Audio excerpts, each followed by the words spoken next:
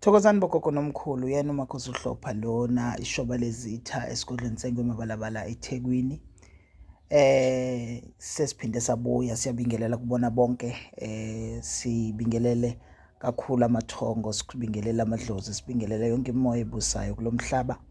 Sibingelele wena gogo, wena mkhulu, sibingelele wena Thwasa, wena Thwasana. Amadlozi nokuhlukana kwawo. Firstly, sinedlozi lamanzi, sibe nedlozi lentaba, sibe nedlozi lehlathi, mase-ke siba nedlozi laphezulu, nedlozi langaphansi komhlaba. Imimoya isisekelo salempilo ngokwemimoya namandla, o abanye bangathi authority existayo kuze umuntu abe khona. Akekho umuntu onganalo idlozi, ayikho irace enganalo idlozi. Kudependa ukuthi interpretwe kanjani nokuthi abantu bakuba badala babethi inhloboni. Hence uzozwa abanye bethi spirit of the mountains, abanye bathi spirit of the forest, abanye bathi spirit of the marine kingdom. But yonke le mimoya ihlala ngobukhosi nangokulawula lezi indawo esengizibalile. Umuntu onedlozi lentaba, imvamisa lo muntu uke aphuphe izinto ezinjengeinkanyamba. Umuntu ke onedlozi lentaba ukaphuphe kunesimo sokungazuthi usentabeni. Izinto eziningi zakho ziqala entabeni futhi ziphela entabeni. Isikhathi esiningi idlozi lasentabeni lixhumene kakhulu nemoya yaphezulu esiyibiza ngabalozi noma isithunywa saphezulu. Umuntu ke onale mimoya is a great seer and a prophet and a praying person. So lo muntu uactivate kakhulu le mimoya ngempande, ngokukhuleka nokuyophahla kulezi indawo eziphakeme. Lo muntu uphila kakhulu ngempepho yamawele. Mase kuba idlozi lehlathi. Idlozi lehlathi kuba imimoya ephila kumuntu. Le mimoya activatewa isikhathi esiningi ngentwaso nokuhlala kugobela ufunde impande. Isikhathi esiningi labantu kuba belaphi abajule kakhulu ngohlobo lemithi eyahlukahlukene. Labantu intwaso yabo it's more of ukuthwasa umuthi than ukuthwasa imimoya. Lamadlozi ayaba idlozi lomlosi elibhulayo, kuyaba idlozi leli elithi ubungoma elizalwa ngengoma.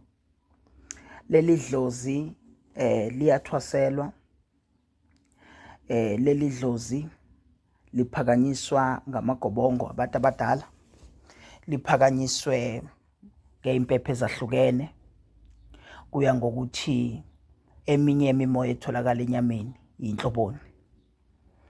Leli dlozi liphila ngekhwela, isikhathi esiningi lisondelene kakhulu nezinyoni, ukuncinzwa amadlebe, ukubatshwa kwezinyawo, ukuphathwa ikhanda. Kube ithongo esithi idlozi lamanzi. Idlozi lamanzi kuyaba isithunywa, kuyaba inzunza.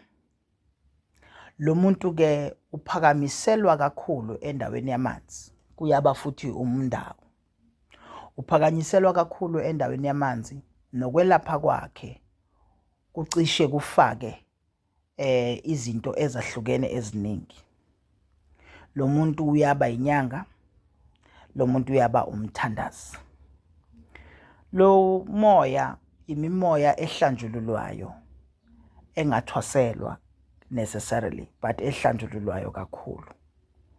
Mangithi ayithwaselwa ngisho ukuthi noma uya kumuntu usuke uye kuyena nizohamba ijeni noma iprocess yokuhlambululwa kakhulu, because le ntwaso on its own is very powerful, and le ntwaso iyadinga ukuthi ihambisane nesithunywa. Kube idlozi laphezulu. Idlozi laphezulu leli ilabantu kakhulukazi abahamba isimo samabandla kamoya, la khona kukhulekwa khona, la khona kuqaqwa khona izinto zabantu through umkhuleko.